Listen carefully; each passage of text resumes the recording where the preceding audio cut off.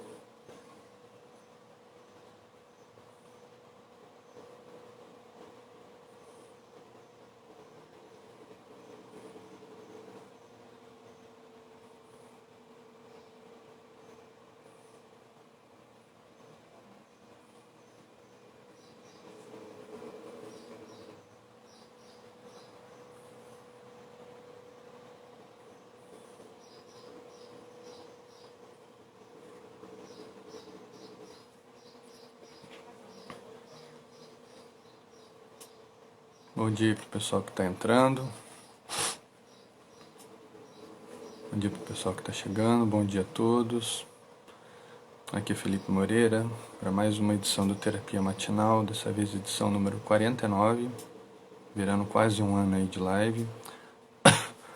Sempre com muito conteúdo e muitas boas ideias trazidas por vocês aí.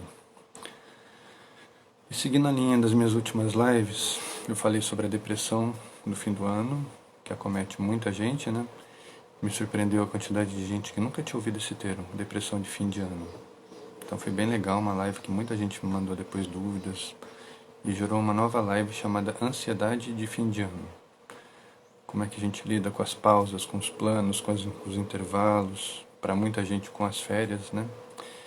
E chegamos então ao tema da live de hoje, que é um assunto bastante tenso para muita gente, não só terapeutas, mas pacientes, que é um intervalo, no fim de ano, falando da famosa pausa terapêutica, né, como a gente chama na psicologia. É aquele intervalo de parada que a gente sempre dá entre Natal e Ano Novo, pelo menos a maior parte dá. Não conheço terapeutas que vão direto, que não parem, a maior parte faz uma paradinha agora, até para poder descansar, até para o paciente poder descansar. E é muito comum também haver muita evasão nessa época do ano, né? Tem as contas de fim de ano, tem os gastos de fim de ano, tem a previsão dos gastos de começo de ano, né? IPVA, IPTU, toda essa questão aí que pesa no bolso de muita gente. Então são coisas que as pessoas vão parando naturalmente nesse período aí. Muitas vezes começam a enrolar, muitas vezes vão dando desculpa ou simplesmente param e reaparecem, como se nada tivesse acontecido ali em meados de janeiro, final de janeiro, começo de fevereiro. Mas é como eu sempre falo, tudo aquilo que a gente prevê, tudo aquilo que a gente consegue organizar, consegue trabalhar de antemão com os nossos pacientes, a gente consegue tornar mais saudável. E a pausa de fim de ano não é exceção. Dá para trabalhar, dá para conversar com o paciente, né? E conversando com muita gente, eu fui percebendo que não é uma ansiedade só do paciente, de como lidar com esse intervalo, porque ele acostumou a vir com aquela rotininha de toda semana naquele horário. Tem a sessão, tem a terapia, um momento que ele se sente bem, e de repente vai haver uma pausa. Então, para o paciente gera um pouco de ansiedade, gera um pouco de angústia. E para muitos terapeutas, pelas razões que eu falei, acaba gerando também. Porque a gente nunca sabe como é que vai ser esse fim de ano. A gente não sabe, primeiro, se o paciente está preparado para uma pausa. Por mais que a gente prepare, sempre vai ter a dúvida se ele vai dar conta, dependendo da questão da demanda, né? E outra, muitos não voltam. Muitos param, em janeiro a gente volta, e a pessoa não volta. E tá tudo bem, é normal disso acontecer, é natural de acontecer. É saudável? Não é saudável. A pessoa está interrompendo um tratamento que estava vindo bem, né? Mas até essa questão de parar e não voltar, a gente tem que olhar para isso e entender por que a pessoa não voltou. Será que é financeiro? Será que é uma questão do momento dela? Ou um questionamento que eu fiz na chamada para essa live, baseado na minha própria experiência. Muitas vezes a terapia, quando se alonga um pouco mais, ela começa a se tornar corriqueira, começa a se tornar rotineira para o paciente. E ele já não tem mais tanto interesse, ele já não tem mais tanto pique para ficar vindo, né? Então, assim, ele começa a dar desculpas, ele começa a faltar, e de repente a pausa de fim de ano é o que ele precisa. Vou aproveitar, então vou tirar férias, né? Gente, é normal isso acontecer. A gente mesmo, enquanto paciente, quando está fazendo um tratamento, quando está fazendo um trabalho qualquer, a gente tem momentos em que a gente resolve dar uma parada. Faz parte desse momento. O que a gente tem que olhar para isso é no momento terapêutico da pessoa, do paciente, do terapeuta, como é que está essa questão, em que passo a terapia está para chegar desse momento. Porque assim, é saudável haver uma pausa, mas ela tem que ser preparada. Aí você vai me perguntar, e aquela pessoa que começou o tratamento no fim do ano? Acabou de começar e já vai ter uma parada. Também faz parte do processo. Porque afinal a pausa de fim de ano é uma coisa cultural nossa, é uma coisa enraizada. E eu não estou falando de feriado, não estou falando de religião, estou falando que simplesmente tudo para nesse período, é normal. E quem vem de um ano inteiro, mesmo que tenha acabado de começar com um paciente novo, vem de um ano de luta, vem de um ano de trabalho, também está cansado, também merece sua própria pausa, seu próprio intervalo, né? E isso tem que ser planejado, isso tem que ser pensado.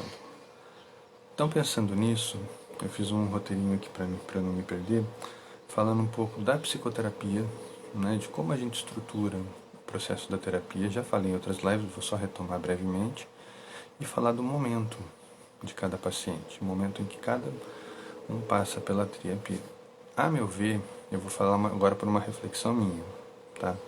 A meu ver, toda reflexão que o paciente passa, o terapeuta também passa. Ele também se questiona, ele também tem dúvidas do que ele está sentindo, do que ele está passando, né? Então, assim, se a terapia não for de mão dupla, ela não está servindo. Ela está sendo simplesmente uma palestra, uma aula. O terapeuta ensinando alguém que não está ali para aprender, alguém que está ali para mudar de vida. E esse é o X da questão. A terapia serve para mudar a vida da pessoa, não para que ela aprenda algo novo, senão ela iria fazer um curso, não iria investir em fazer uma terapia. A diferença é que a pessoa que investe num curso, ela quer aprender algo novo para usar na vida dela. Mesmo que seja uma técnica nova, mesmo que seja uma forma nova de terapia, se a pessoa trabalha com essa linha de trabalho, né? Trabalha com essa linha de trabalho, redundância mandou lembranças. Mas enfim, mesmo que seja algo voltado para o trabalho dela, é um curso que ela vai dar uma efetividade para aquilo. Enquanto a terapia é algo para ela.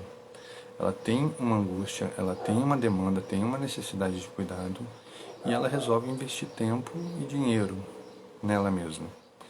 Ela não está pensando num retorno financeiro, ela não está pensando em nada além de uma mudança. Ela tem aquela angústia que ela não quer mais na vida dela. Ela quer essa transformação. Esse é o produto que um paciente compra do terapeuta. Muita gente vai falar, é o tempo do terapeuta, o próprio bem-estar. Não, ela compra uma mudança, ela compra uma melhoria. E como todo mundo que compra um produto, se você não está satisfeito, você vai deixar aquilo de lado.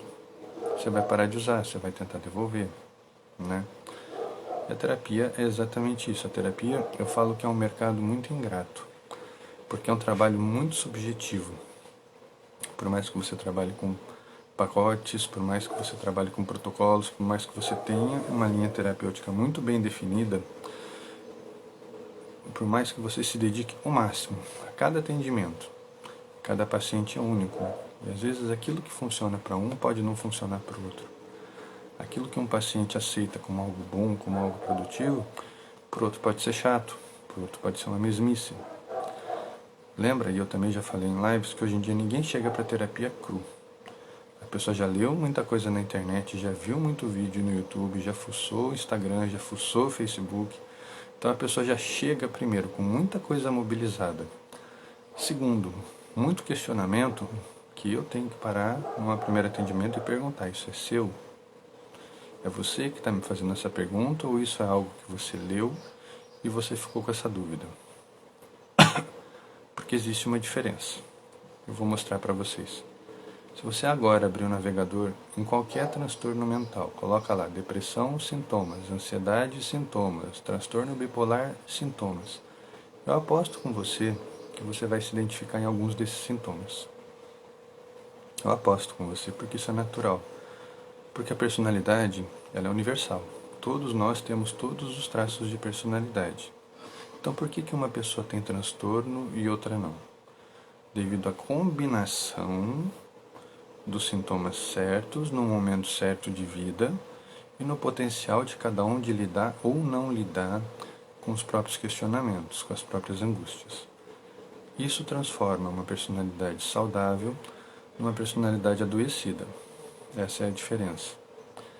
Mas uma pessoa leiga, que pega a internet, faça exatamente o que eu falei para você fazer, e lê sintomas, ela começa a se identificar com aquilo. Aí o que ela faz? Ela sai dali dizendo, eu tenho isso. Vai lá, lê o sintoma do transtorno bipolar, eu tenho transtorno bipolar. Lê o sintoma da depressão, eu tenho depressão. Isso mostra muito mais um fator de ansiedade, até um pouco de carência, do que transtorno propriamente dito, porque transtorno todos nós temos. Freud fala na teoria das neuroses, né, que a mente humana ela funciona ao redor de uma grande neurose chamada ego. E a forma da gente lidar e trabalhar com esse ego é que vai definir a nossa personalidade. Existem formas que são melhores para cada um, existem formas que vão levar a pessoa para o caminho da doença, mas tudo gira em torno dessa grande neurose. Jung seguiu uma linha parecida, só que ao invés de ego, ele chamou de complexos. Todos temos os nossos complexos, que nada mais são do que combinações de fatores da personalidade e conteúdos arquetípicos, formando grandes emaranhados, grandes novelos de lã, que a gente vai embaralhando e vivendo a nossa vida em torno daquilo. A gente adota aquele núcleo da personalidade como sendo a nossa. Só que ele é muito subjetivo, né? Ele é muito pessoal para cada um. Então, você pode ter pessoas criadas na mesma família, os mesmos pais, as mesmas escolas, as mesmas rotinas e terem personalidades totalmente diferentes, porque o núcleo, o interior de cada uma é diferente. Entendeu? E assim é com o seu paciente. Você pode trabalhar da mesma forma, mesmo por mais que você tenha uma forma mecânica de trabalhar. Cada paciente vai reagir de um jeito. Por exemplo, não adianta um paciente que te procura com uma angústia por depressão, outro paciente que te procura por uma angústia de sexualidade, outro que te procura por uma angústia de compulsão. Não adianta você tentar trabalhar igual para os três. Por mais que você trabalhe com protocolos, você vai dar uma ajustada em algum protocolo, em algum roteiro, para lidar com cada um. Agora eu estou falando um pouco mais para os hipnoterapeutas, que trabalham mais com a questão dos roteiros, né? Então você vai adaptar muita coisa a cada paciente. E é natural que isso aconteça. Às vezes aquilo que você adapta parece estar indo muito bem. Aí de repente a pessoa tem uma brecha para ela parar e ela resolve parar. Ela pode parar porque ela não estava satisfeita e não sabe te dizer. Ela pode parar porque já resolveu o problema que ela foi para resolver. Então tá bem. Ou ela pode parar porque ela resolveu testar se ela tá bem para parar. Ela nem fala com você, porque afinal quem sabe da vida dela é ela, né? Então ela resolve se dar alta por um tempo, parar com a terapia, ver como é que ela fica,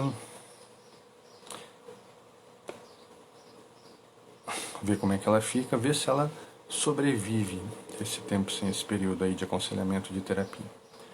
A maior parte acaba voltando. Nem que seja para voltar, fazer mais uma ou duas sessões e depois parar de novo. Vai dar N desculpas, mas ela vai acabar voltando, que seja para parar de novo. Outros vão voltar para continuar, porque viram que não estavam prontos para parar. O fim de ano é uma festa muito arquetípica, a meu ver, porque ele já traz no nome, fim de ano, o ano acabando. Então tem tudo aquilo que aconteceu ao longo do ano, tem essa ideia de fechamento para começar um ano novo. E na mentalidade das pessoas, elas estão em fase de transformação. Boca seca. Elas estão em fase de transformação.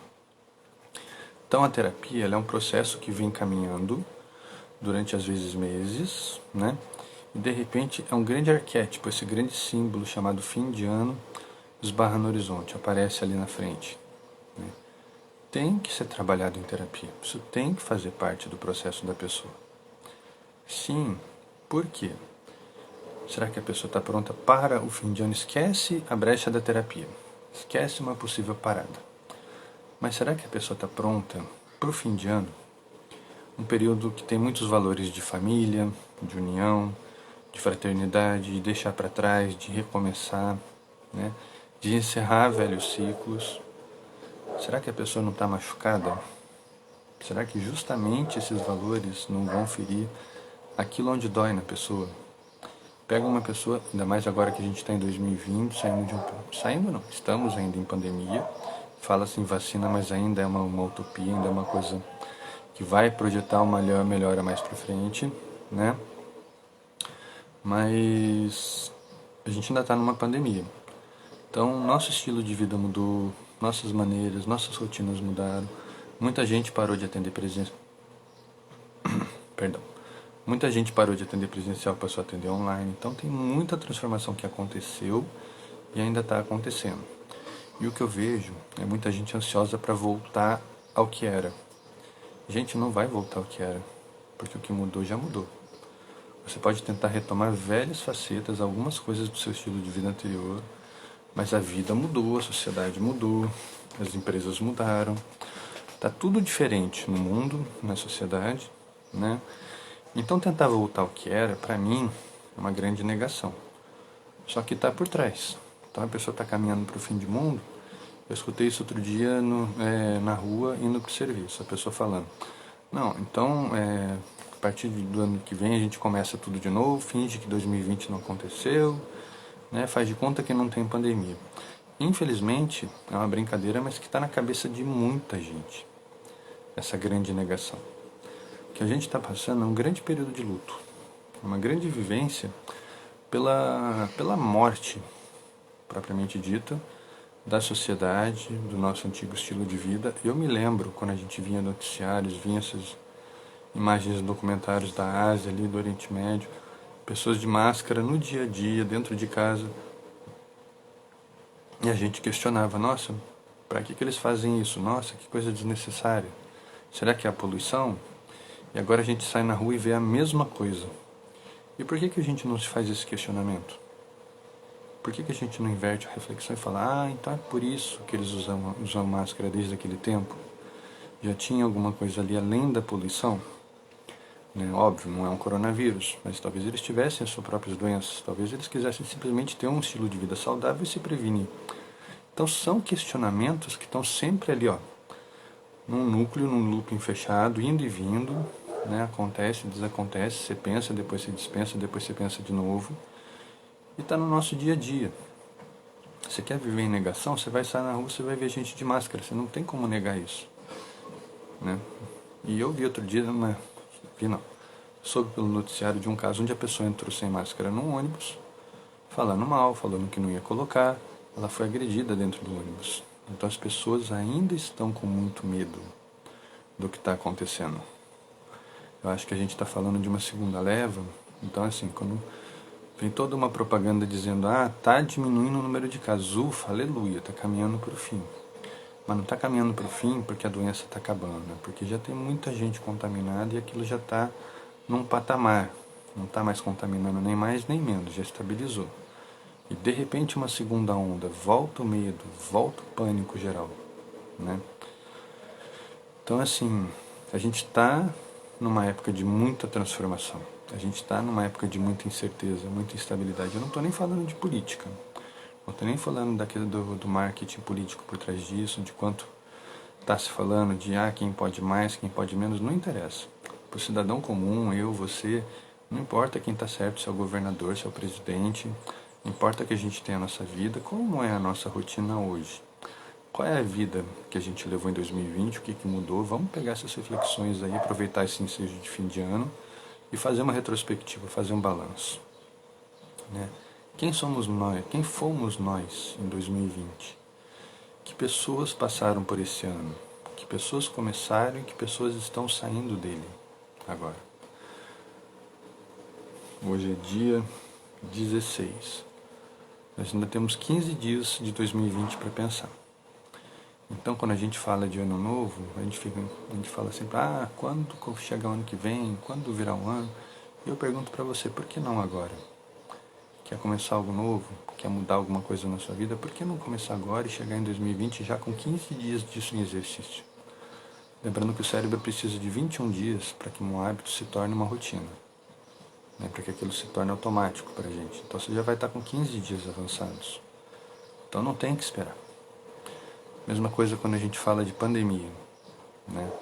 Ah, o meu estilo, vou mudar o meu estilo de vida, mas qual é o estilo de vida que eu tinha antes? Se você não fizesse essa reflexão, você não consegue pensar em mudar. Você não sabe o que mudar, né? E quando a gente fala assim, ah, o ano está acabando, muita gente fica ali no inconsciente uma mensagem de, ah, a terapia vai acabar. Vai acabar? Alta ou intervalo? Esse é o questionamento dessa live. Falei para chegar até aqui. Por quê? Como eu falei, a gente tem fases de acontecimentos na terapia que dizem em que pé da transformação, em que pé do processo o paciente está. Se ele está numa fase... Deixa eu ler para vocês que é um pouco mais fácil. A gente tem a primeira fase, que é a fase do diagnóstico, quando a pessoa não sabe o que ela tem e vai atrás de um profissional. Seja um médico, um psiquiatra, neurologista ou um psicólogo. E cada um vai dar uma proposta, fazer uma hipótese e vai começar o tratamento com aquela pessoa. Seja pela medicação no caso do médico, seja na psicoterapia no caso do terapeuta. A segunda fase é o estabelecimento do papel entre o terapeuta e o paciente. É uma fase muito importante. Tem que haver um rapport, tem que haver um entendimento, né? Como vai ser esse período, como vai ser essa conversa. Você está com alguém começando agora na terapia, dia 16 de dezembro. Você sabe que daqui a pouco vai ter o fim de ano, então não adianta você querer falar de uma coisa que para a pessoa é irreal. Ah, vamos começar um trabalho intenso, não sei o quê. Beleza, daqui a pouco... Então, agora vai ter feriados, eu volto no mês que vem, tá bom? E a própria pessoa quebra. Ela mesma acaba, às vezes por sabotagem, às vezes porque, como eu falei, é cultural. A gente para nesse período aí, as pessoas têm isso nelas. É gente que sai de férias, é a escola que para. Esse ano tá tudo bagunçado, né? Tem escola que não vai nem parar, vai até meados de janeiro aí. Vai parar para as festas e voltar em janeiro. Então tá tudo em fase de ajuste aí. A terceira fase, que é o desenvolvimento do trabalho terapêutico. E a quarta fase, que é a verificação. Quando o paciente ele faz o questionamento. Se ele entrou com uma questão na terapia, como eu falei, lembra que a terapia é uma coisa que ele está comprando. Tá? Ele está comprando um processo para melhorar aquela questão. Então ele vai avaliar se, depois de uma, duas sessões, está acontecendo alguma coisa? Está tendo alguma melhora? Não está tendo melhora. Mas por que não está tendo melhora? É porque a terapia não está funcionando ou é porque ainda não começou a terapia? Lembrando que muitos processos, primeiro você passa por uma avaliação, depois você passa por uma anamnese. E só isso daí muitas vezes já são duas sessões. E aí você vai ficar com esses questionamentos. Será que eu já comecei a minha terapia? Ou tudo isso até agora está sendo uma preparação para ela? Lembrem-se que Freud, no começo, ele trabalhava um mês com a pessoa para daí determinar se a pessoa estava apta a passar pelo processo terapêutico. Ou se era necessário fazer um encaminhamento para algum outro especialista, se ela precisava de algum outro cuidado, ou se ela simplesmente não estava no ponto da terapia. Se ela era uma pessoa que não iria se engajar, se era uma pessoa que não iria aceitar fazer um processo naquele momento, né? Então, assim, ele avaliava tudo isso. E os terapeutas modernos também têm essa questão. Muitos, movidos por isso aqui, empurram a terapia. Empurram pacotes, empurram sessões e mais sessões e levam a pessoa a fazer uma coisa que eles estão vendo que a pessoa não vai engajar, estão vendo que a pessoa não vai se entregar, ela não está no momento para isso. Financeiramente está complicado, problemas familiares acontecendo. Seria legal ela fazer? Seria, mas que entrega você vai ter de uma pessoa que está com tantos problemas no dia dela que a terapia vai se tornar mais um. Vai se tornar um gasto para ela que agora ela não está podendo ter. Então, assim, ética acima de tudo. Essa é a minha máxima. Você tem que ver se a pessoa está no momento, né? E tem pessoas que você vai conversar numa primeira sessão, numa avaliação, você já vê se a pessoa está interessada. Entendeu? A pessoa às vezes está conversando com você e ainda está no celular, mexendo no celular. Agora é mais difícil, como você está no atendimento online, você está no celular da pessoa. Você vê que ela está desatenta, fica atenta a tudo, às vezes está até conversando com alguém que está na mesma sala. Então, assim, você percebe que não há interesse. E essa pessoa é aquela que vai empurrar de barriga a terapia. Chegou no fim de ano, pausa para o Natal, pausa para o Ano Novo, é o que ela precisava, é a desculpa que ela precisava para parar de vez. Ah, já gastei, não deu certo, vou gastar com outra coisa agora. E é assim que funciona. Então, você não pega a pessoa pelo seu nome. Ela não está comprando o seu nome. Ela está comprando um serviço, seja de quem for. O nome é uma parte da mercadoria. Então, assim, a pessoa está comprando uma melhoria no estilo de vida dela. Ela está comprando uma transformação, ela está comprando o fim de uma angústia, o fim de uma tristeza. Ela está querendo comprar o tratamento para um transtorno mental que ela tem. E quando eu falo transtorno mental, eu falo qualquer tipo de questionamento. Não necessariamente uma doença mental. Pode ser um luto, pode ser uma ansiedade, pode ser uma compulsão alimentar, pode ser um tabagismo, pode ser qualquer coisa. Entendeu? A pessoa tem algo que está afligindo, ela percebe que aquilo controla ela e ela decide ir atrás de um profissional para lidar com isso.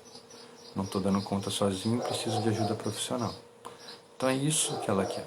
Ela quer essa ajuda do profissional que vai ajudar ela a passar pelo processo que ela precisa passar. Não o que ela quer. Porque tudo que o gordinho quer ouvir é que ele pode comer o que ele quiser. E alguns médicos caem na burrada de falar exatamente dessa forma. Não precisa fazer dieta não. Você pode comer o que você quiser, desde que com moderação. Só que o gordinho não vai escutar essa parte. Vai escutar o que? Pode comer o que quiser. Né? Que é o que ele fez a vida inteira. Com a saúde mental é a mesma coisa. Se você não souber orientar a pessoa, ela vai ouvir a parte do discurso que interessa para ela. É aquele famoso paciente que te conta todos os problemas da vida dele e de repente olha para você e fala: você não acha que eu tô certo? E aí? Você percebe o quanto essa pergunta é complexa? E você não pode não responder. Porque ele precisa dessa resposta. Nem que você responda não respondendo. Então, a minha resposta normalmente quando um paciente me vem com esse tipo de pergunta e eu percebo que o que está motivando ele são os transtornos mentais e não a personalidade saudável dele, e ele me pergunta: você não acha que eu estou certo? A minha resposta para ele é: se você soubesse, se você achasse que está certo, você me faria essa pergunta? Aí dá um bug na cabeça dele e ele percebe o que está motivando ele a querer fazer aquela pergunta. É um intervalo na fala dele de contar os problemas, de falar das coisas que estão afligindo? Ou é uma desculpa para ver se eu estou prestando atenção nele? Tem isso também, tem aquelas pessoas que vêm para terapia para testar o terapeuta, não para fazer o processo. Entendeu? Então, algumas fases pelas quais os pacientes passam e que nessa época de fim do ano ficam muito em evidência. A primeira fase é quando a pessoa está despreocupada. Ela não está realmente interessada na terapia. Ela está lá porque alguém mandou ela vir. É o adolescente que vem porque os pais mandaram ou porque a escola cobra dos pais que passe por uma avaliação. É o marido que vem porque a esposa pediu. Ou o contrário, a esposa que vem porque o marido pediu. Né? E a pessoa fala para você, você pergunta: o que eu posso te ajudar, o que te trouxe aqui? Tô aqui porque meu marido mandou eu vir, porque a minha esposa achou que eu tenho que fazer terapia. Eu acho que não tem nada de errado comigo, mas ela falou que eu tenho um problema. Então a pessoa ainda está na fase da descoberta, ela ainda não se encontrou diante dos problemas dela. A segunda fase é a contemplação, quando a pessoa começa a perceber os problemas que ela tem. Nossa, eu faço isso na minha vida. Nossa, então eu vivi de mau humor, eu tinha problema em casa, por isso que minha esposa falou que não me aguenta mais, por isso que ela falou para fazer uma terapia. É o adolescente que está passando por uma fase ruim, começa a ir mal na escola e a escola cobra dos pais que ele precisa de cuidados. E para muitos pais é melhor colocar num processo terapêutico, melhor ir atrás de um profissional, do que conversar com o próprio filho. Então, hoje em dia eu estou sem pacientes adolescentes, mas já atendi por muito tempo, até porque essa época do ano é meio complicada, já é complicada, ainda mais em período de pandemia, né, eles pararam com a terapia.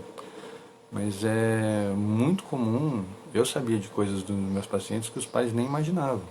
E não é uma questão de segredo, eram coisas do dia a dia, coisas corriqueiras da rotina deles. Né? É o jeito do pai falar que incomoda o filho, por isso que o filho age com rebeldia, ou que a pessoa trava. E aí no dia a dia, na rotina escolar, ela tem dificuldade por conta de tudo aquilo que ela está acumulando. Então quando você começa a descascar essa banana, como eu costumo dizer, você vai puxando as pontinhas da casca, Você começa a encontrar uma pessoa extremamente fragilizada ali por coisas que não são nem dela.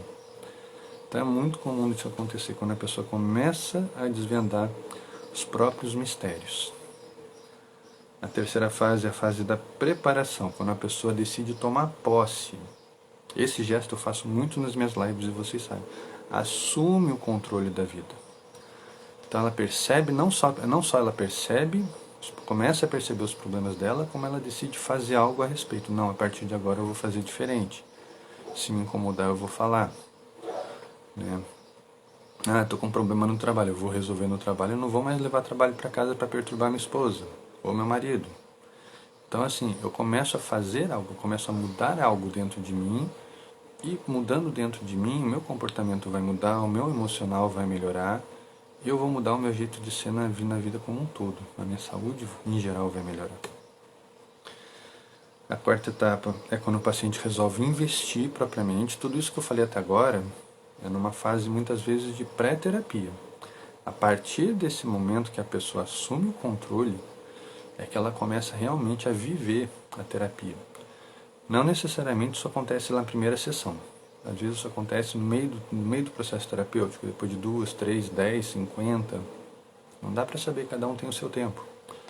Eu tive pacientes que vinham obrigados por mais de um mês quando começaram a perceber o quanto a terapia podia ser benéfico para eles, o quanto eles podiam usar aquilo como um laboratório para se expressar, para aprender a lidar melhor com as pessoas e com os problemas e se abrir. Então, assim, foram 8, 10 sessões, até porque eu não deixo estender muito, é a minha rotina terapêutica, o meu jeito de trabalhar, não fico enrolando. Quando a pessoa começa a perceber o que ela pode fazer por ela na vida dela. Então a quarta fase é o investimento, a quinta fase é a manutenção. Quando a pessoa já mudou tantas coisas na rotina dela, que ela já começa a se empoderar da terapia. Ela é a própria terapeuta. Ela já consegue fazer os próprios questionamentos, ela consegue perceber no dia a dia dela as coisas que estão acontecendo, que estão se mobilizando pelo próprio bem-estar, né? Então ela começa a mudar de dentro para fora. E ela não precisa mais do terapeuta, porque o objetivo da terapia não é criar uma pessoa dependente, é criar uma pessoa que não precise de você, que possa ter esses questionamentos por conta própria, ou seja, que ela seja livre para viver a vida dela da melhor maneira possível.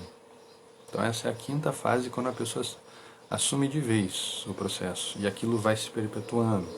Ela não precisa mais que alguém aponte as questões dela, ela começa a perceber as próprias angústias e trabalhar em cima disso.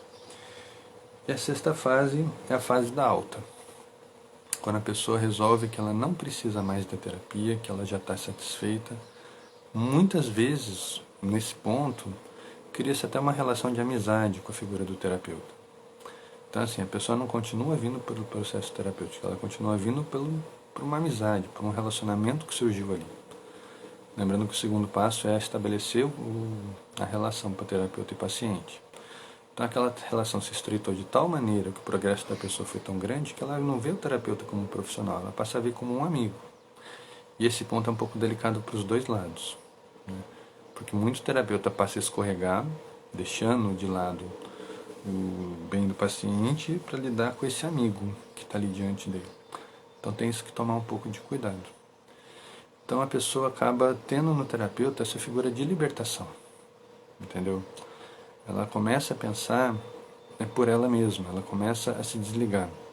Então é natural que ela pare com a terapia em algum momento. E assim, tudo isso que eu estou falando são fases, mas não é um processo linear que você observa na pessoa. Ah, agora o meu paciente está nessa fase.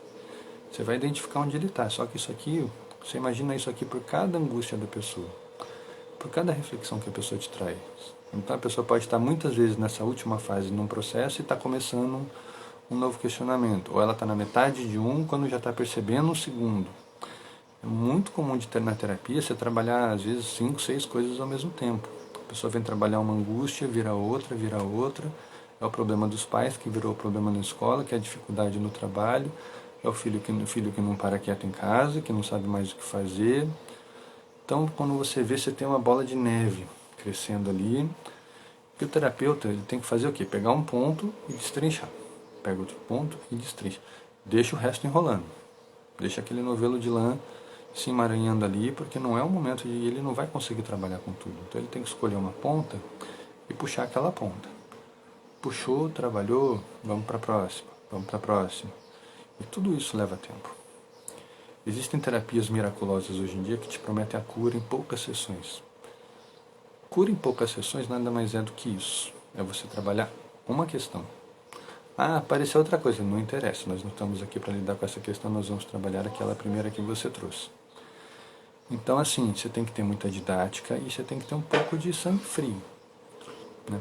De você deixar de lado um problema que está vindo. A meu ver, agora eu vou falar por mim, eu acho que é fazer um trabalho incompleto. Porque as neuroses se comunicam, os complexos se comunicam, a personalidade se comunica com seus sintomas. Então, se você está trabalhando uma questão e outra apareceu, você tem que entender que aquilo é parte do momento da pessoa. Aquilo é parte da personalidade dela que está se mostrando para você. E você tem que trabalhar. Quando você fala do fim de ano com o seu paciente, será que ele fica muito angustiado? Não, vou parar, não vou ter terapia, como é que eu vou fazer? Ou ele fica tranquilo, tá bom, janeiro é logo ali. Então, assim, você, melhor do que ninguém, sabe o passo em que está o seu paciente para fazer esse questionamento, para trabalhar essa questão. E eu tenho colegas que, algum paciente que eles sabem que não está pronto para uma brecha, atendem aquele paciente nesse intervalo. Não fazem essa parada. Não estou dizendo que o terapeuta tem que fazer essa parada de fim de ano. Não é isso. Mas, assim, existem casos que são mais graves e você precisa de um acompanhamento constante. E, às vezes, na sua avaliação, você vê que o paciente não está pronto para uma pausa. Então, você continua. Você atende ele naquele intervalo. Outros estão tranquilos. Você pode fazer a pausa tranquilamente. No máximo, a pessoa vai tentar te ligar, vai mandar uma mensagem pedindo socorro. Você dá um amparo, né? E deixa para trabalhar quando voltar das festas no próximo ano. Então, assim, é uma ansiedade do terapeuta, muitas vezes, de não saber lidar com isso. É a sensação do vou ficar sem pacientes, né? Porque ele muitas vezes se acostumou com aquela rotina, ele não sabe ficar sem essa rotina. Então, quando ele pensa, vou parar no fim de ano, ele já fica com essa angústia de não vou ter atendimento, vou ficar sem pacientes. Outro questionamento que acontece é, será que o paciente vai voltar? Ou será que ele vai entrar nesse movimento aí de distanciamento? Será que ele vai se afastar? Então, a gente tem que pensar nisso daí. Como lidar? Primeiro a gente vai fazer pausa? Tem gente que por muitas vezes não faz, por questões financeiras e às vezes por pedido dos próprios pacientes. Acaba tratando. Eu penso que você conseguir fazer uma pausa de fim de ano com o paciente é uma vitória, porque você vai mostrar para o paciente que ele pode ficar sem esse atendimento naquela semana, que ele vai sobreviver, que ele já tem recursos para isso. Isso é o mais importante. Não é simplesmente prometer que vai ficar tudo bem. É você mostrar que ele já se apoderou dos recursos para lidar com aquilo. Que ele não precisa de você o tempo inteiro. O Zé está falando aqui. A ideia de muitos hipnoterapeuta prega é trabalhar e valor alto. Trabalhar pouco. Infelizmente, Zé, a gente sabe bem como é que é isso, né? Quer cobrar o olho da cara. Você não precisa pagar 1 ano de terapia. Você paga 1 ano de terapia em uma sessão, tá tudo certo. Praticamente o que eu vejo são valores parecidos com isso. Entendeu? Eu já soube de hipnoterapeutas que fazem atendimento em uma sessão aí de 6 horas, 4, 6 horas, e eu acho cansativo, acho que não é produtivo você trabalhar numa extensão dessa, e cobra aí 1.000, 1.500, 2.000 reais, até 5.000 reais por um trabalho de um período com a pessoa, né? Primeiro, a personalidade levou uma vida inteira para se moldar naquilo. Não vai ser um dia que você vai mudar. Você pode fazer todo o seu trabalho, todo o seu mambo-jambo ali, todo o seu voodoo, né? Bate o tamborzinho, muda a pessoa naquele momento, cria uma mudança dentro dela, e depois? Lembrando do porquê que Freud parou de trabalhar com hipnose mesmo? Porque ele percebeu que se você não dá uma continuidade ao processo, ele volta. Se resolveu o problema da pessoa naquela sessão, ela ficou bem por um tempo, mas aquilo vai voltar. Não é macumba da minha parte, não. A personalidade é assim. ela sempre vai voltar para a natureza dela, porque é natural. Então a cura é um processo por causa disso, ela é uma coisa que tem que vir sendo construída com a pessoa para que faça parte da personalidade dela, aquela reinvenção, aquela mudança. Então se você não tem esse processo e você faz uma técnica lá que dure 6 horas, 4, 6 horas, como eu falei, eu acho cansativo, não acho produtivo isso. Mas não estou aqui para questionar a metodologia de ninguém. Vai funcionar por um tempo com a pessoa, mas dali a algum tempo os sintomas vão começar a voltar, as angústias vão começar a voltar, as críticas vão começar a voltar. E segundo, eu vejo um perigo da seguinte maneira: a pessoa muitas vezes toma uma medicação para aquilo, ela acha que aquela sessão resolveu o problema dela e ela para com a medicação. E aí? Responsabilidade de quem?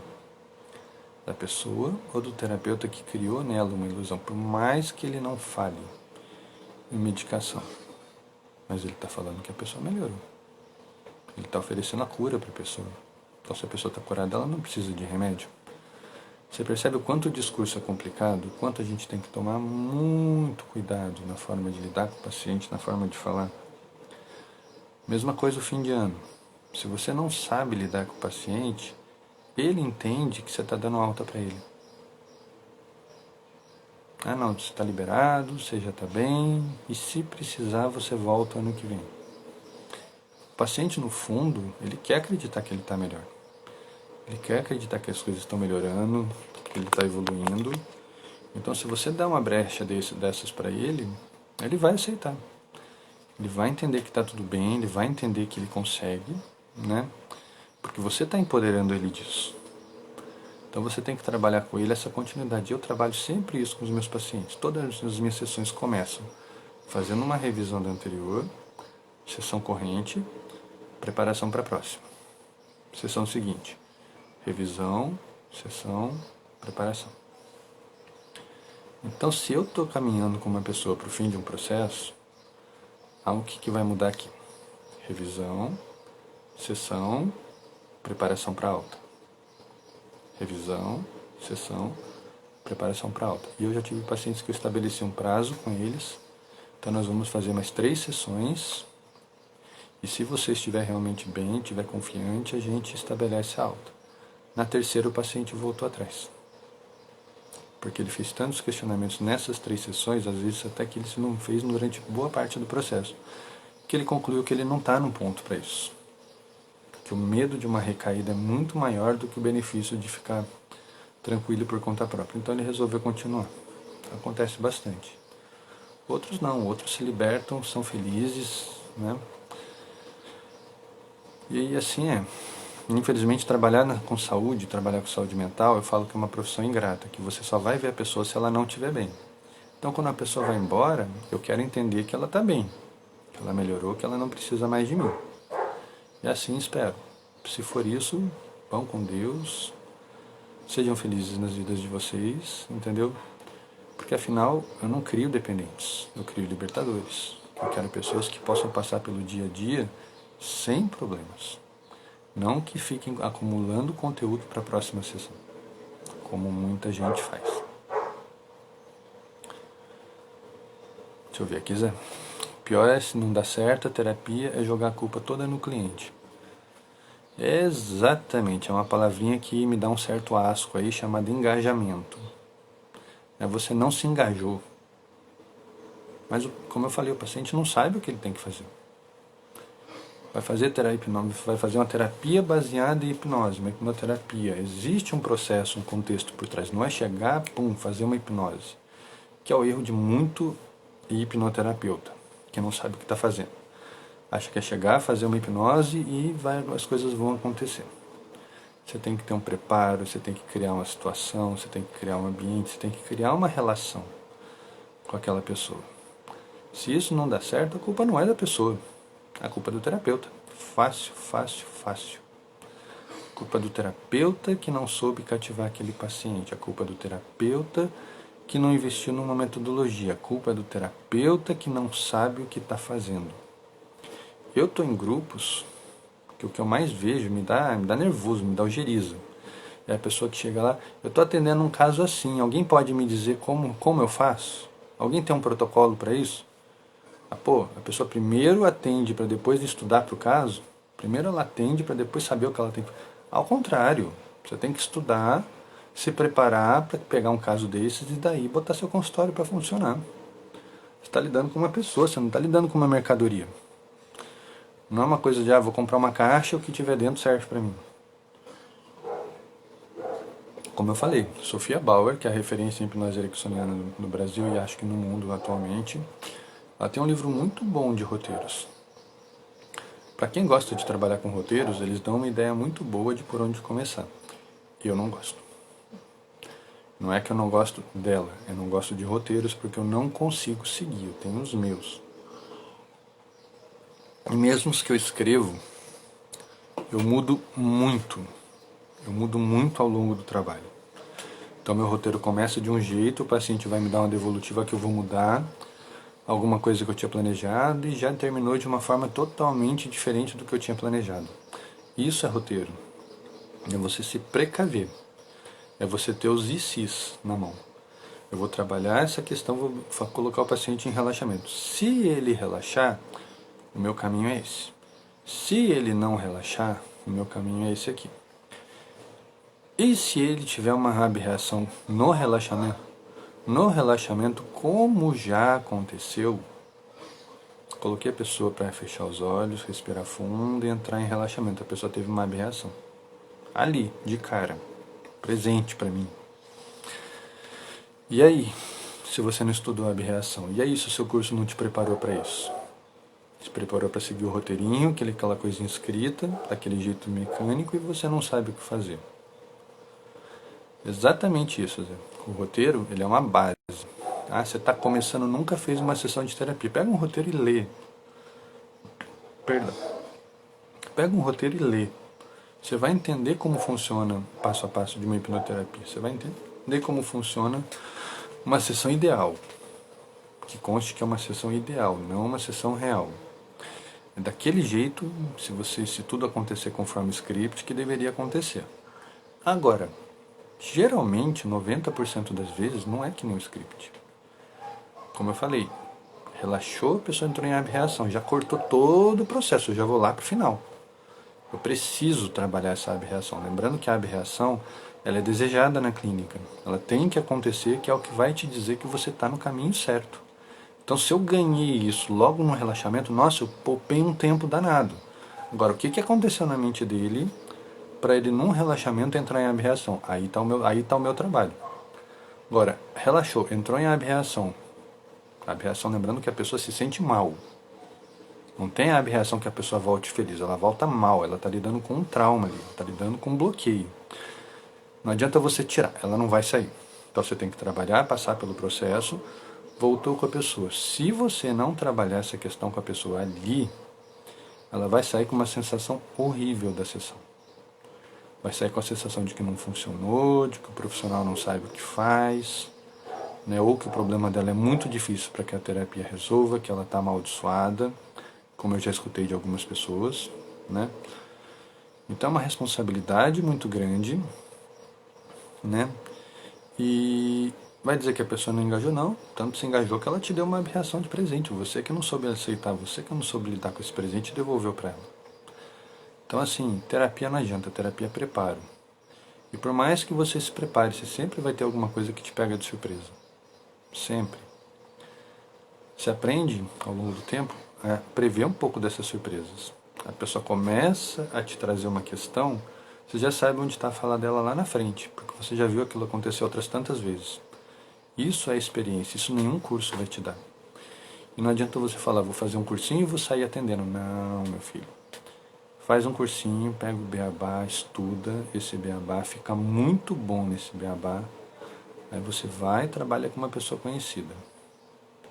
Aplica o que você aprendeu. Entende o processo. Anota. Tudo que você está vendo, tudo que você está sentindo, tudo que você está passando. Como é que foi? Foi bom? Não foi? Onde é que eu acertei? Onde é que eu errei?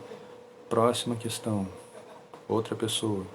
Por que eu falo para começar por conhecidos? Porque os conhecidos confiam em você. Uma pessoa que confia em você não vai resistir a você. Entendeu? Agora, se você faz um cursinho, bota lá o seu diplominha na parede, estou atendendo. Entra um desconhecido, lê o seu diploma, não, esse cara está preparado. Ele não sabe que você acabou de se formar. Ele não sabe que você nunca fez uma hipnose. Entendeu? Eu tive que socorrer uma vez um terapeuta que ele foi trabalhar uma hipnose de uma pessoa que queria trabalhar a ansiedade, só que na anamnese dele ele comeu alguns passos, pela euforia de fazer hipnose, e não viu que a pessoa tinha um transtorno mental muito sério e usava medicação. O que aconteceu? Durante a hipnose a pessoa teve uma crise e ele não conseguiu tirar a pessoa dessa crise, porque ele não tinha o conhecimento. Ele não teve a sacada de ter feito aquela pergunta lá no começo: toma alguma medicação, faz algum tratamento. São perguntas de segurança, são rotinas, elas têm que estar em todas as anamneses de qualquer profissional. Você vai fazer uma tatuagem, tá lá, toma medicação. Você vai, sei lá, vai fazer um tratamento estético, uma limpeza de pele, toma medicação. Está em todos os lugares. Por que você que trabalha com a mente da pessoa não vai fazer a mesma pergunta? Então, assim, é treinar. Treinar, repetir, aprender com os erros. Não ter medo dos erros, porque você vai errar, né? A gente erra e é nos erros que a gente aprende. É nos erros que a gente fica bom naquilo. Então, roteiros. Os roteiros são muito bons para a gente criar um primeiro passo para a terapia. O seu processo vai ser baseado em roteiros, então fique muito bom nos seus roteiros. Tenha sempre os ICs na manga, porque eles vão ser necessários e eles vão aparecer. Espere sempre o pior. Pega um roteiro, leia, e aí eu te dou a seguinte dica. Pensa no pior que pode acontecer ali. O pior panorama. E se prepara para ele. Qualquer coisa diferente disso é benéfico. Qualquer coisa disso você está tranquilo, porque você se preparou para uma tempestade e o que veio foi só uma ondinha mais alta. Entendeu? Agora, não adianta bater no peito e falar eu consigo, como eu já vi muita gente fazer, e a pessoa desmaiar. A fazer um street, não, eu sou bom, vou hipnotizar essa pessoa. A pessoa desmaiou no meio da rua, bateu a cabeça no chão. E aí? Você conseguiu fazer uma grande cagada. Você conseguiu que uma pessoa tenha trauma de hipnose. Então, assim, humildade antes de tudo. Lembrar que a gente nunca está preparado para tudo, que a gente tem que aprender, que a gente tem que estudar. E que só o tempo vai melhorar pra gente, só o tempo vai dizer se a gente está no caminho certo ou se não está. Não existe teste vocacional para terapia. É muito de cada um. Você pode ter todo o preparo, mas você pode não ter o estômago para lidar com aquilo que vai vir. Eu já fiz trabalhos com casos de abuso, e assim, você sabe que a pessoa está no inferno da vida dela. Que ela lida com aquela pessoa que abusou dela a infância inteira, todos os dias, está lá na família e ninguém sabe, só você. E aí? Como é que você trabalha isso com a pessoa? Você vai falar para ela, você tem que enfrentar, ninguém sabe o que aconteceu, ninguém vai te apoiar. E às vezes ninguém vai acreditar em você. Então você expõe a pessoa a uma situação que ela não está preparada, enfrentando o pior que já aconteceu na vida dela, para o outro ainda rir da cara dela. Meus parabéns. Então assim, o primeiro passo para o entendimento está aqui dentro. Você não está preparando a pessoa para o mundo, você está preparando a pessoa para esse mundo aqui, para ela mesma. Como eu falo, fim de ano, para muita gente é um recomeço, para muita gente é um ciclo que está em fase de transição. É o ano que está acabando e o outro ano que vai continuar. Para muita gente é despedida. É um contrato de trabalho que está acabando, é incerteza do próximo ano. Para outros é lembrança de tristeza. Um ano de pandemia, eu perdi parentes, perdi amigos, né? Então não adianta você querer falar, não, o ano novo é um ano, o fim de ano é ano de uma época de alegria, de felicidade, de celebração. O que essas pessoas têm para celebrar? Elas têm que celebrar que elas estão vivas, mas você percebe que é desafiador você seguir uma regra, você seguir uma norma? Então assim, cada fala sua para o seu paciente vai pesar se ele vai voltar no ano novo ou se ele vai te abandonar. Às vezes ele já quer pular fora e você não percebe. E ele vai usar isso para... então é só eu sair e não voltar mais. É a desculpa ideal, vamos dizer assim. Parte do processo, como eu falei, é sempre rever a sessão anterior, sessão atual, preparação da próxima. Se você faz isso direito, cada vez que você está preparando a próxima, a pessoa já está num questionamento, então vai ter uma continuação. Então eu preciso trazer algo para outra sessão. Eu preciso que nessa semana de intervalo eu produza algo, eu crie algo, eu me prepare para a sessão seguinte. Agora, se eu estou num ponto onde as coisas não estão mais evoluindo, parou, eu cheguei num patamar que eu não consigo ir além daquele ponto sem que o terapeuta me empurre. Eu tenho que falar para ele, primeiro de tudo. Ele não vai adivinhar que as coisas não estão acontecendo. Segunda leitura possível. A terapia não está mais me servindo. Já cheguei até onde deu, a partir de agora é comigo, então não preciso mais do terapeuta. Lembra... Perdão. Lembra daquele ponto de evolução que eu falei, do ponto onde a pessoa se empodera. Ela assume que ela tem o controle, ela assume que ela tem a capacidade de lidar com aqueles desafios e ela vai se desligando da terapia, naturalmente. É a pessoa que vinha sempre, de repente ela pede para vir de 15 em 15 dias, de repente ela até te pergunta se não pode ser uma vez por mês, porque ela já está caminhando para um desligamento, ela não tem interesse em continuar. Muitas vezes, isso aqui está por trás. Então você não pode deixar como terapeuta que isso aqui esteja por trás de você. Seja coerente, seja coeso. Ouça o paciente, ouça a mensagem que ele está te trazendo. Ele está pronto para esse fim de ano, como é que vai ser esse fim de ano para ele? Isso aqui é a fase da preparação. Lembra desse gesto aqui? É que eu estou fazendo para vocês, porque eu estou num quadrinho aqui de Instagram, mas eu usaria o gesto de revisão da sessão anterior, sessão atual, preparação para a próxima. Sempre tenha essa preparação para a próxima em mente. Está terminando uma sessão, te vejo semana que vem, não existe isso. A pessoa, opa, peraí, mas eu estava no meio de uma coisa e de repente cortou assim, continua. Passa uma ideia de uma continuidade forçada. E a pessoa que é um pouco resistente, ela começa a se questionar, será que eu preciso de terapia ou será que ele está me enganando? Será que ele está me enrolando? E, infelizmente, o Zé vai concordar comigo aqui, muito terapeuta usa isso para denegrir a imagem da psicanálise, para denegrir a imagem da psicologia. Você não precisa de um psicólogo. Eu resolvo o seu problema em poucas sessões. Gente, qualquer coisa que você precise se comparar a outro profissional já está mostrando que você não tem ética. Começa por aí, já está mostrando que você está inseguro. Você tem que oferecer o seu trabalho. O meu trabalho é um trabalho de poucas sessões. Vou trabalhar um ponto-chave, você vai estar me trazendo uma demanda, a gente vai trabalhar em cima dessa demanda. Por isso é um trabalho mais rápido e mais direcionado. Ponto. Não falei que vai ser enrolação, não falei que psicologia é enrolação, não falei que é necessário ou que é desnecessário. Eu joguei aberto com a pessoa. E aí, se ela quiser, ela aceita ou não. Né? Mas, lembrem do que eu falei, coerência. Eu tenho que ser coerente com o meu trabalho, com a minha metodologia. Eu tenho que ter um estilo. O meu estilo, eu descobri esse ano, que se chama terapia matinal. É isso aqui que eu estou fazendo com vocês. Eu sou um psicólogo professor. Não sou professor de psicologia ainda. Se Deus quiser, eu chego lá. Mas eu sou um psicólogo professor. Em que sentido? Não me interessa eu saber qual é o seu problema. Me interessa te ensinar a perceber o seu problema e te ensinar a encontrar as ferramentas para lidar com o seu problema. Para que você não precise de mim e principalmente para que você não precise de terapia, para que você assuma o controle da sua vida.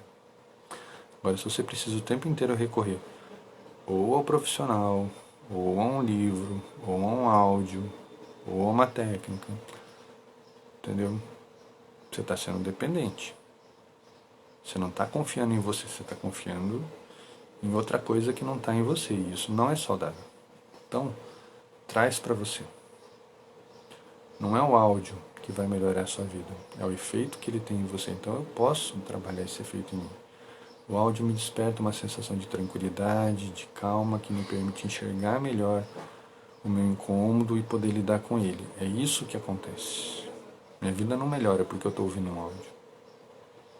Meus dias não melhoram porque eu passei pelo terapeuta, mas porque ele me ensinou a enxergar alguns problemas e perceber e prever outros.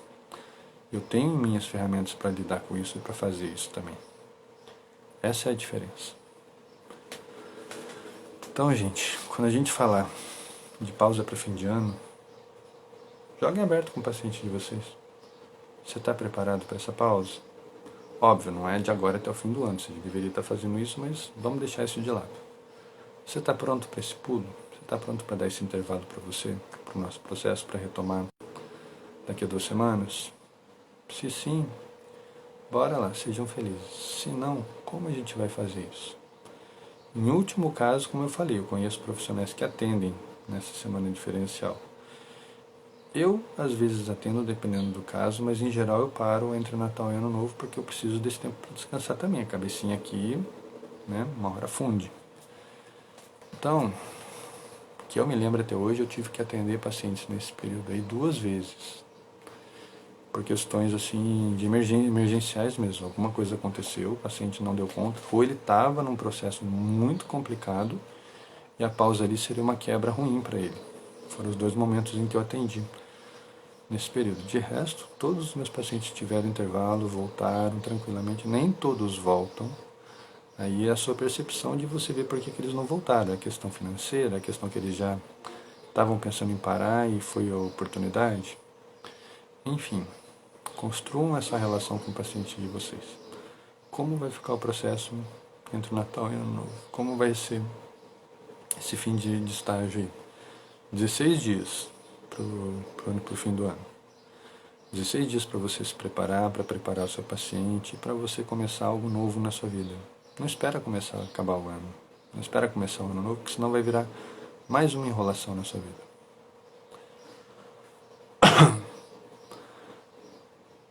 Tem os que dizem não precisar de terapia, mas não vivem sem simpatia. Exatamente isso. Eu tive um paciente que ele chegava na sessão, ele tinha que me ler o horóscopo dele para dizer como ele estava se sentindo. Então, assim, a gente lida com o que a gente tem. O ser humano é incrível, a gente só tem que estar aberto aí. Gente, eu vou me despedir de vocês. O reloginho do Instagram daqui a pouco vai cortar essa live aqui. Espero ter ajudado um pouco com essa temática, que eu percebi que ela é uma temática assim, bastante misteriosa, bastante tensa, para muitas pessoas enquanto pacientes e para muitas pessoas enquanto terapeutas. Divaguei um pouco, como sempre. Espero que vocês tenham entendido as fases da terapia, as fases da mudança em que a pessoa está e o que leva o paciente a parar com a terapia subitamente. Tá tudo bem, Feliz Natal, te vejo ano que vem e não volta nunca mais. Até isso faz parte do processo dele, até isso é o movimento dele. Você, terapeuta, tem que entender e aceitar. Não adianta ficar chorando, não adianta ficar correndo atrás. Tá bom? Gente, uma ótima semana para todos. Semana que vem tem live. Depois é que eu não sei ainda. A semana que vem tem live, dia 20. Hoje é dia 16, vai ser dia 23. Ainda não estou com um tema definido, devo seguir essa linha aí de ano novo. Se vocês tiverem assuntos, se vocês tiverem temas, mandem para mim e a gente vai trabalhando em cima disso. Tá bom? Grande beijo. Boa semana para vocês. Espero vocês na próxima live, edição número 50 da Terapia Matinal. Muito especial para mim. Até a próxima, pessoal.